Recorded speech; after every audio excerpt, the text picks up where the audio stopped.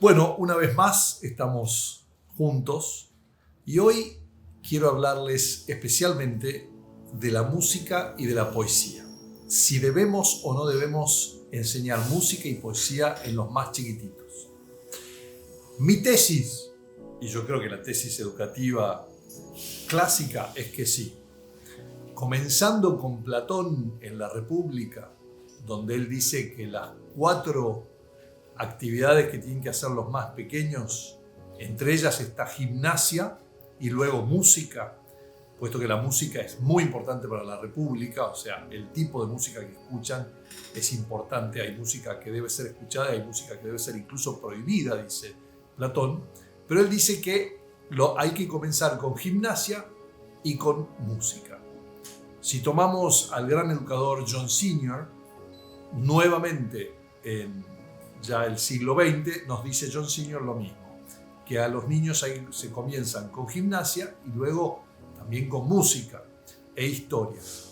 Hay algunos, y ha habido siempre en el cristianismo, educadores o gente que preocupada por la música o preocupada porque el niño no sepa suficiente Biblia o demás, argumentan que hay que solamente leer los salmos o solamente aprender salmos, y no hay que aprender poesías ni hay que aprender tema o música incluso que no sea religiosa. Yo argumento de manera diferente. Lo primero que tenemos que entender es: nosotros somos seres humanos, unión sustancial de cuerpo y alma. Dentro de eso el alma no es solamente intelecto. Eso sería caer nuevamente en el racionalismo. No es intelecto, sino que están las pasiones, o sea, está aquella parte del alma que hace, que nosotros llamamos el corazón, si queremos, que es lo que nos lleva a una con voluntad hacia movernos hacia el bien, una vez que el intelecto ha dicho que esto es bueno. Ahora, en los niños más pequeños el intelecto no funciona así. El intelecto funciona por la obediencia, por la admiración. Ellos son todo corazón. Quieren y admiran a sus padres y a sus hermanos mayores y demás, y van a imitar todo lo bueno y todo lo malo. Los niños van a hacer lo que hacen los padres. Por eso, una de las claves es: si mis hijos no están funcionando bien, tengo que mirarme a mí mismo, su padre, o sea, cómo estoy yo y cómo está mi matrimonio antes de ir a corregir a mi hijo. Entonces, vamos a hablar de música y poesía. ¿Qué es lo que se debe hacer? Por empezar, la primera parte del intelecto, si se quiere, la primera parte de que el niño en su plasticidad neuronal cuando es pequeño, la primera parte que le viene natural, para lo que está seteado, es la imitación, o sea, la memoria. Tenemos memoria por un lado y tenemos imitación por el otro. La imitación significa que el niño va a imitar los sonidos que escucha de su padre o de su madre, sobre todo de su madre al principio, luego de su padre. Hay una voz aguda y una voz grave. Él está acostumbrado a escuchar la voz de su madre desde la panza y parece que escuchan los graves también desde fuera de la panza, por así decir. Y entonces el niño escucha la voz de su padre y su madre y va a empezar a imitar los sonidos que tiene alrededor.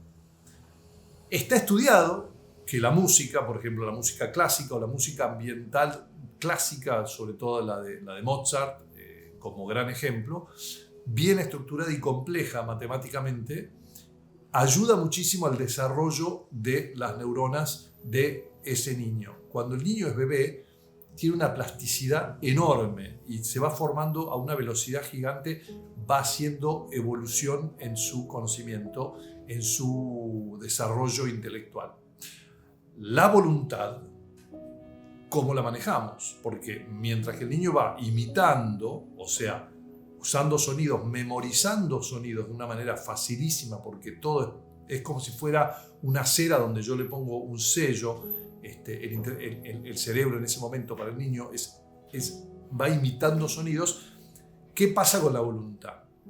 Bueno, ese niño, además de memorizar, tiene sus pasiones, o sea, siente calor, siente frío, siente hambre, llora, pide, y empieza a aprender poco a poco que llorar todo el tiempo y gritar no es algo que le dé resultados. Debe empezar a aprender a controlar su propia pasión, su propia voluntad.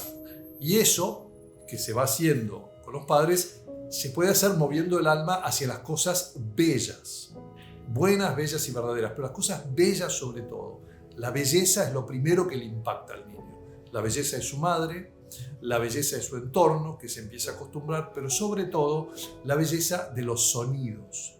Y los sonidos, por eso existen las canciones para niños, las canciones para irse a la cama, las canciones y demás. ¿Por qué? Porque está estudiado que la música, según sus modos, nosotros sabemos que hay 8 modos gregorianos, y esos modos están diseñados, por así decir, para tocar el alma en sus diferentes momentos o pasiones, de tristeza, de alegría, de exultación, de nostalgia, por así decir, y demás. Esos modos gregorianos que se pueden estudiar, y si querés saber más de esto, te dejo un link acá a un video de Camerata Laudibus. En Sacros tenemos un grupo excelente de música que se llama Camerata Laudibus, y si los buscas en Instagram como Camerata Laudibus vas a tener en este video de acá, vas a ver un curso de música para niños que vamos armando, pero además vas a ver ejemplos excelentes de música. Me encantaría que vayas, escuches lo que tienen para proponerte, y que vos como educador consideres cuál es el movimiento de tu alma cuando escuchás estas cosas. Y ese movimiento, bueno, no necesitas demasiado, es el mismo que vos recibís en una película, cuando vos ves en un film una situación que puede ser de angustia, una situación de terror, una situación de tristeza, una situación de amor. Fíjate qué música ponen los compositores y vas a ver cómo se mueve tu alma. Bueno, al pequeño que está aprendiendo todo y que todo es plástico, todo es un constante aprendizaje, una velocidad mucho mayor que a nosotros, que ya estamos formados y de alguna manera sellados, a ese pequeño la música lo afecta muchísimo más. Por eso es súper importante no ponerle música mala. Si querés escuchar tu reggaetón, escuchalo en tu momento solo con auriculares. No lo escuches con tu hijo en el auto. Si vos querés escuchar su música favorita y es una música punchi punchi, punchi punchi, no lo hagas con el niño en el auto, mucho menos con volúmenes enormes, porque su oído es mucho más sensible que el tuyo y su cerebro está forjando neuronas y sinapsis según lo que escucha, lo que huele, lo que gusta, lo que oye y lo que ve, ¿no? Los 5 sentidos son los que están informando a su intelecto constantemente. Entonces, ¿qué es lo que ha de hacer el niño? Le pones buena música de canto gregoriano, música clásica, y lo vas acostumbrando a los silencios, lo vas acostumbrando a los momentos de paz, lo vas acostumbrando a algo que es, si querés, espiritualmente elevado. ¿Por qué la música? ¿Por qué el canto gregoriano? Porque, bueno, el canto gregoriano no tiene un ritmo como diciendo 1, 2, 3, 4, 1, 2, 3, 4, o 1, 2, 3, 1, 2, 3, o 1, 2, 1, 2, sino que es una mezcla de 2 y de 3 en donde prima la palabra y no el ritmo. Entonces, al ser más apuntado hacia la palabra y no hacia un ritmo fijo, es una música que es muchísimo más alta en el alma que la música del punchi, punchi, punchi, punchi, que es más pasional, es más de acá abajo, del ombligo, digamos. Entonces al niño lo va a afectar sin saber, de una manera o de otra. La música clásica es compleja y por eso, al ser compleja, el oído y el cerebro van formando neuronas más complejas y lo va preparando para la matemática a futuro. Pero el tema de la música es para formar el alma, es para que sus pasiones, o sea, le vamos acompañando a sus pasiones con sensaciones que lo van a ayudar a manejarse mejor o peor según lo que escuche. Hay música que te pone violento, hay música que te da paz. Nosotros, a mi hija, cuando era bebita, la música que habíamos escuchado cuando estaba ella en la panza era la música que cuando ella lloraba, estábamos en el auto, le poníamos esa misma música y era una música folclórica, ella inmediatamente se calmaba, se tranquilizaba y controlaba sus pasiones. Bien, ¿por qué te digo esto?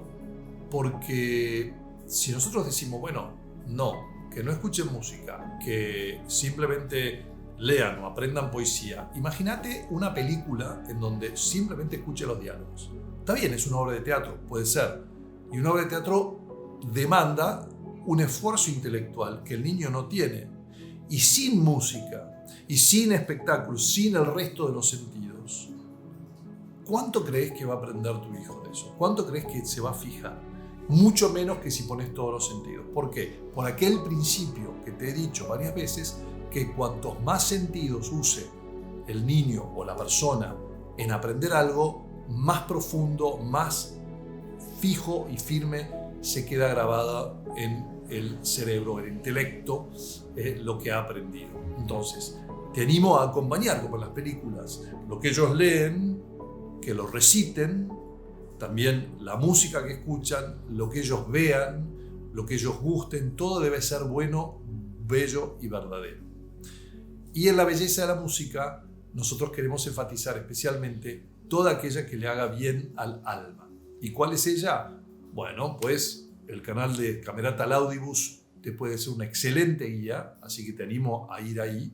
Y por otro lado, lo que siempre le va a hacer bien es aquella música que es tonal. Tonal significa que tiene ritmos tonales que lo van a ayudar, que no son complejos al oído, ¿no? Vos sabés que una octava es 1-2 la relación. O sea que tengo el mismo sonido si algo vibra en una cierta frecuencia y si vibra 2 veces más rápido. Una quinta es 3-2 y una cuarta es 4-3. Hasta ahí el oído no tiene ningún problema. A medida que nos vamos acercando hacia una segunda, donde ya es 9-11, ya la cosa se va poniendo más compleja y más atonal. Lo que queremos nosotros es música que sea tonal. La mayoría de la música es tonal, aquella que no tiene melodías buenas, lindas y demás. Lo que pasa que incluso en la música clásica, nosotros en el romanticismo y demás, de Beethoven para acá, la música se va poniendo más compleja, más pasional, más fuerte y va guiando las pasiones sin necesariamente ordenarlas.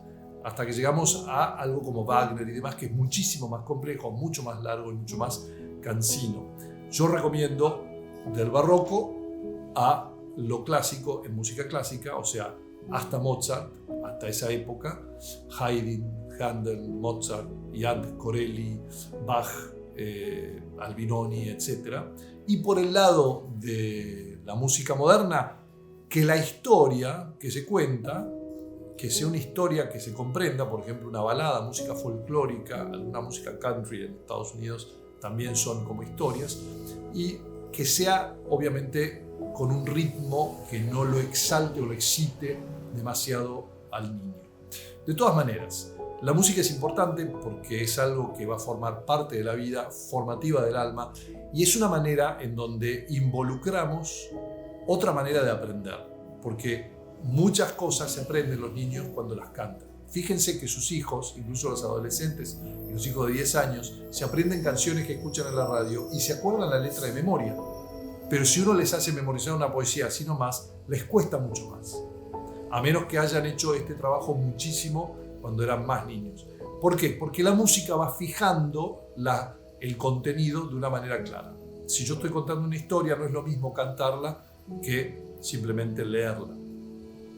Toda la historia del hombre, desde su creación hasta la invención de la escritura, muchísimos años después, hace 3000 años se inventa la escritura, y desde ni siquiera cuando se inventa la escritura hasta la imprenta en 1400 y monedas, tenemos al hombre con una tradición oral. Y la oralidad se decía con un acento, con una cadencia, con un canturreo, con un canto, ¿no?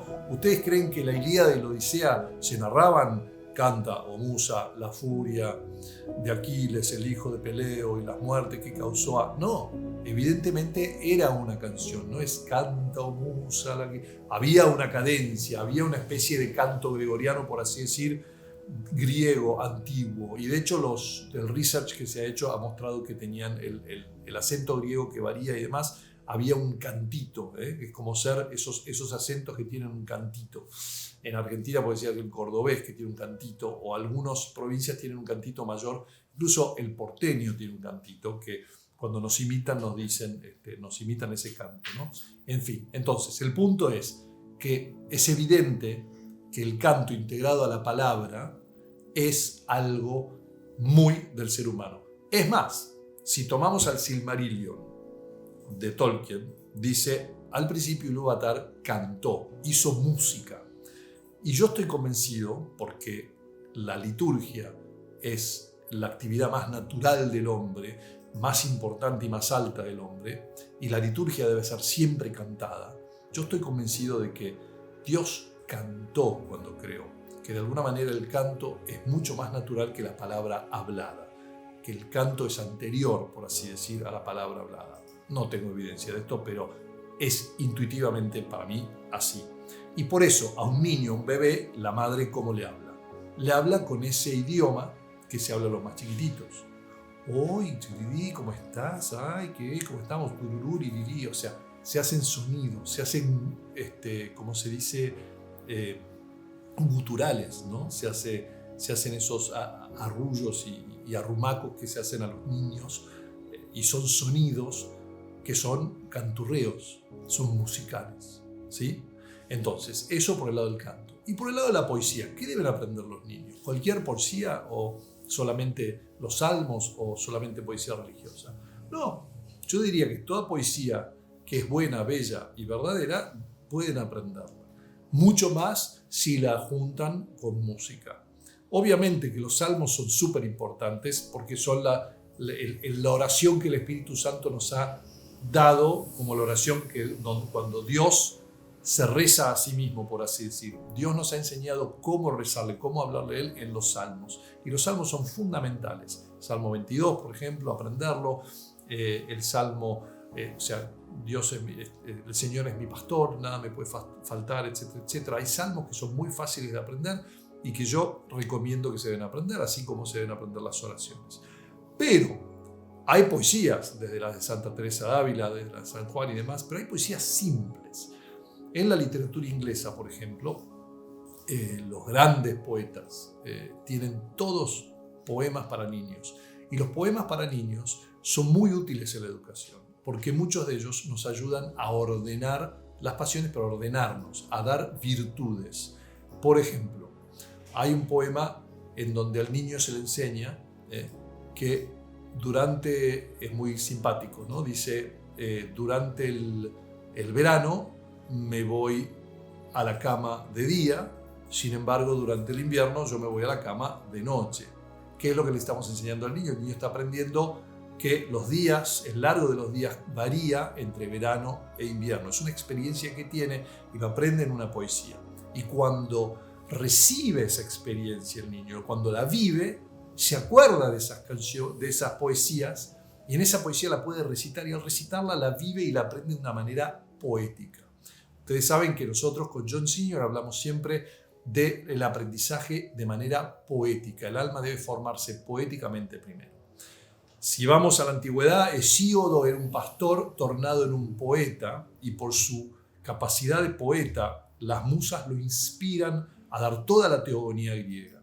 El rey David era un pastor poeta que cantaba los salmos, no los recitaba, los cantaba con una cítara, una lira, con lo cual el Dios le da también ese conocimiento especial, que es un conocimiento intuitivo, intelectual, es un conocimiento de entender que Dios es así y esta es la belleza de lo que ha creado, y eso merece que cantemos una alabanza. Entonces, de ninguna manera dejar de lado la música cuando son chiquititos.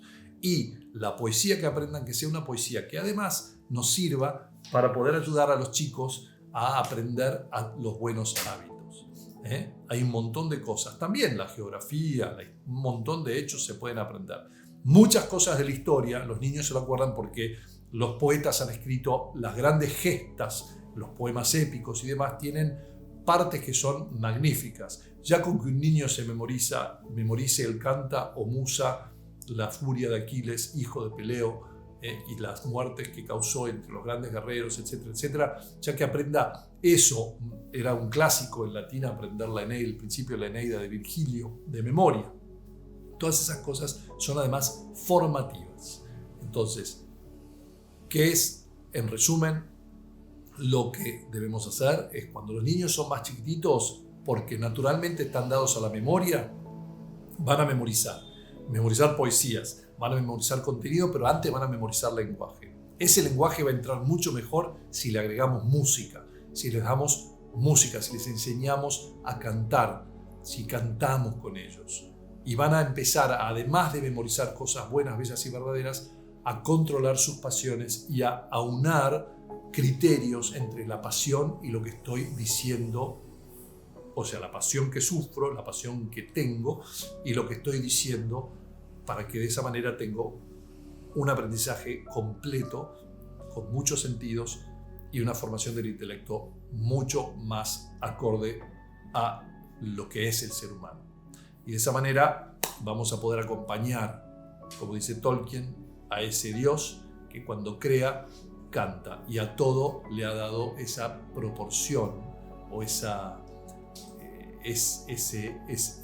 relación entre las cosas que hace y que es imitada en la octava, en la quinta, en la cuarta, en la escala musical, que hace que, como diría el Timeo, o como dirían Platón, el Timeo y demás, que hace que nosotros escuchemos de alguna manera esas vibraciones, nos hacen como escuchar mejor y aprender mejor, porque son las mismas vibraciones que el niño recibe en la panza, son las mismas vibraciones que recibimos de afuera y todo el tiempo. Algunas nos hacen bien, otras nos hacen mal. Alguna música nos hace bien, otra nos hace mal. Entonces, es parte de la educación, yo lo recomiendo desde el principio. Espero que esto les haya ayudado, espero que este video complete un poquito un aspecto que habíamos tocado pero no habíamos profundizado, y los animo a mirar el canal de Camerata Laudibus en Instagram, en YouTube, y a seguirnos en Sacros, a mirar este video que les dejo acá de Camerata Laudibus con todo su contenido, y el link se lo dejamos aquí abajo. Nos vemos entonces en el próximo video.